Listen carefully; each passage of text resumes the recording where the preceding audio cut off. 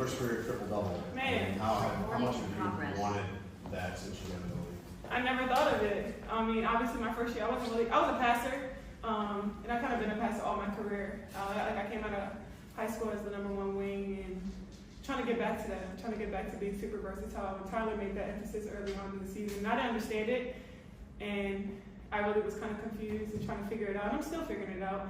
But I had patience. Obviously tonight it came out big. I think bigs have the best passes.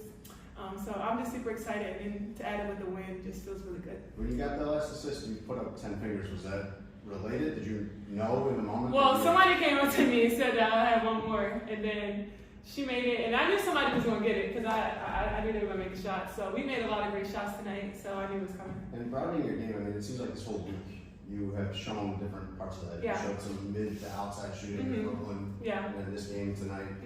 How does that feel for you in the path here? Yeah, I just want to be unstoppable. I want to be to a point where it's hard to guard because they have to guard the pass, they have to guard the shot. Obviously, didn't knock my shots down, and I felt really good doing warm-ups, but obviously didn't knock down tonight, but I didn't let that get down. I think some of the best players in the world, like, if their shot is not falling, they try to find other ways to get the team together and stay involved. So I try to find that on the defensive end, guarding Tina. She's obviously a great player.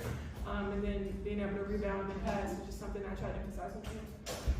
I was talking to Tina before the game, and she was saying that early in her career, Sylvia Fowles would like talk to her in the game and tell her things. Yeah, she was talking to me. I noticed you guys chat. Yeah. Do you enjoy that? What types of things does she share? I do. Obviously, the little scuffle that we had, obviously she had to stick up for her teammate, but she was like, I got to do that. Like, I got to stick up for my team. And I was like, that shit not personal. Like, I love a vet like you. I love a player like you. Obviously, I respect your game. You've done a lot of great things for this game. And obviously, I love guarding her because I can see a lot of the things that I can add to my game. She has that pro, and being able to get to the cup and get that right hook. So it's great having a vet that really wants to talk to you and make sure you want to get better because obviously when she leaves this game, she wants to leave it the right way.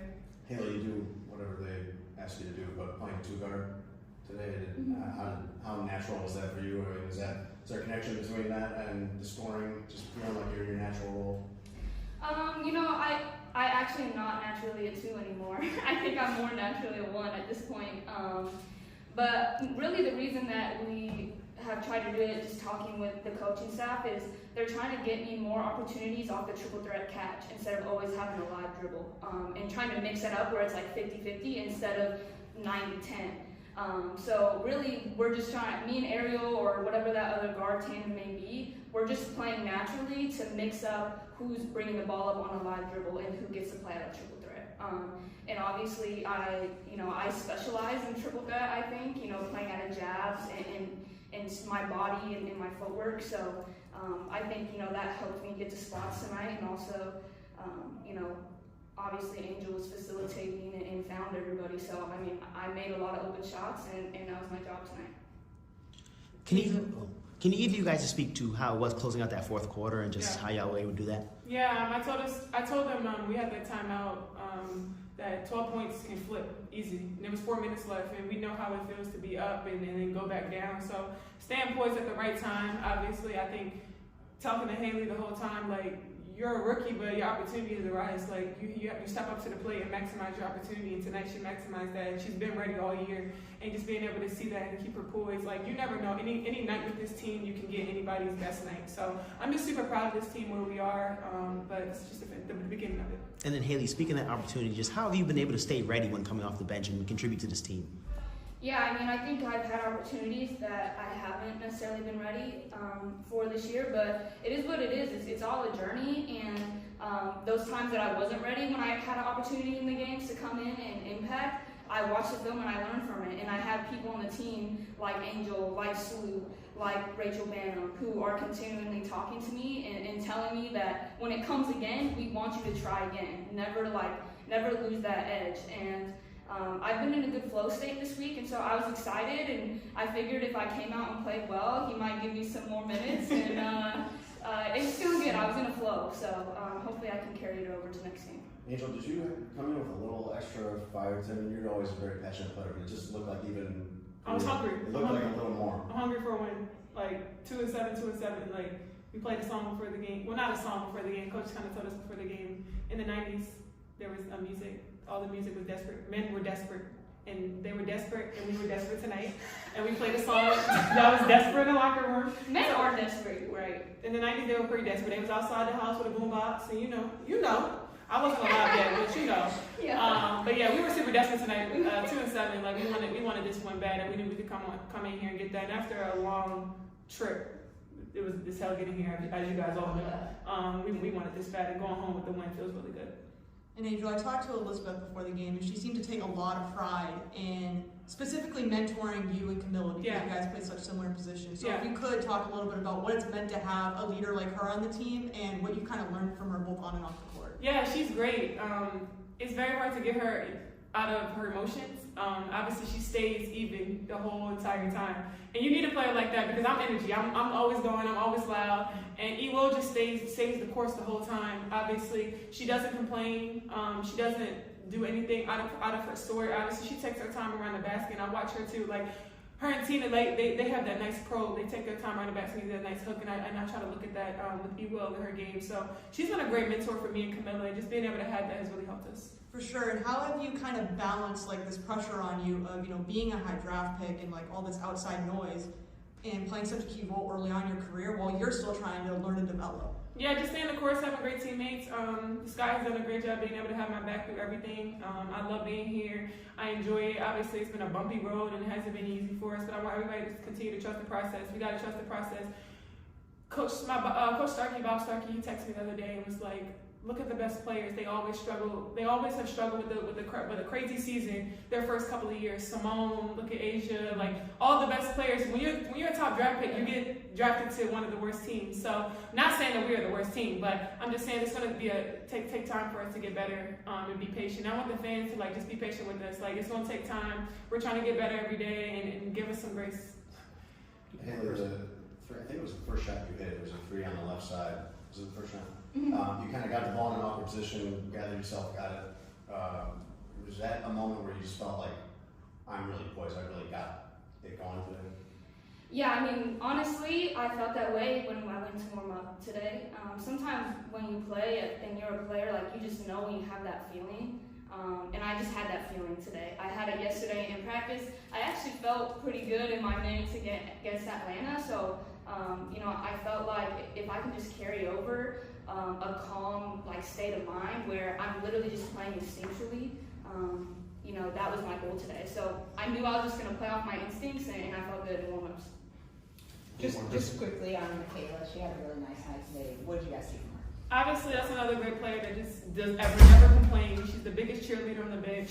She always comes in with so much energy. You always need a player like that. Like, Michaela's our glue. Like, she always comes in, she plays hard. In practice, every drill, every opportunity, she always comes in and maximizes it. Even if she doesn't have a great game scoring, she always comes in and defends. She comes in, she never complains. She's just a great teammate, and that's somebody you always want to have. Like, she's like our sixth man, the sixth man that comes in and just always is there for us.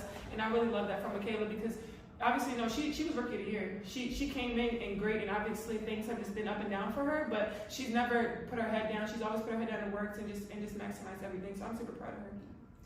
Hold on, person. So this is for like all the girls who look up to you both.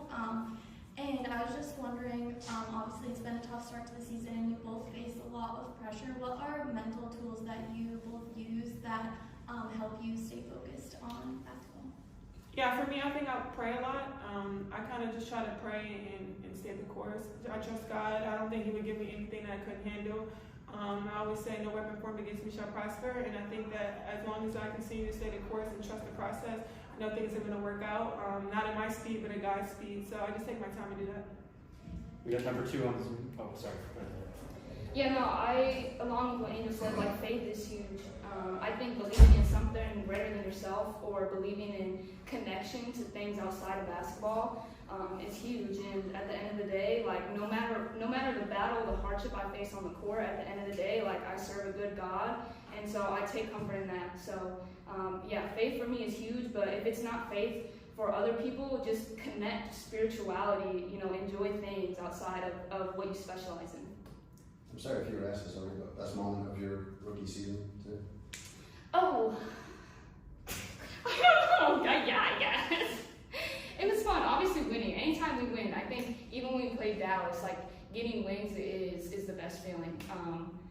So I wouldn't say that I feel like this win was better than any other win, but obviously, you know, I'm happy with my performance.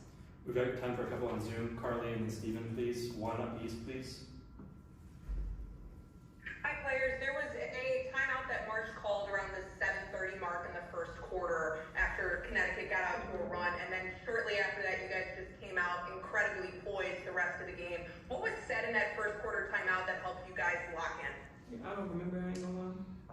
Honestly, we just weren't executing anything. We weren't executing the looks that we wanted. We were missing our bigs wide open in the paint on the pick and roll. We weren't executing our coverages on defense. So the coaches just reminded us that at the end of the day, like, we were beating ourselves in that moment. We weren't doing what we had prepared the game plan to do. And they didn't scream at us. It's just a fact. So they just told us the facts, and it was up to us to make an adjustment. We'll close out with Steven. Please unmute.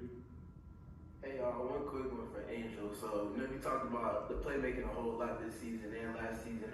Felt like the spacing for your bigs and how y'all kind of re-spaced off of each other with your touches was impactful. Can you just talk about what's kind of gone into that process and how you've seen it play out for you all? Yeah, obviously it's not easy. Kind of transitioning back to being super versatile, being in that stretch four position. I worked on a lot in the offseason. Obviously, it unrivaled. Being able to get the rebound and go coast to coast and make some plays. Obviously, I think I struggled in the last couple games with turning the ball over a lot. And tonight I tried to not turn the ball over as much and make the right pass and not try to always make the fancy pass, but make the easier pass. And I think tonight my teammates just made shots. They made a lot of great shots. It made it super easy for all of us. So I'm just super happy where we are as a team right now and just giving ourselves grace and giving it patience with Tyler and the rest of the coaching staff. It's just been good for us.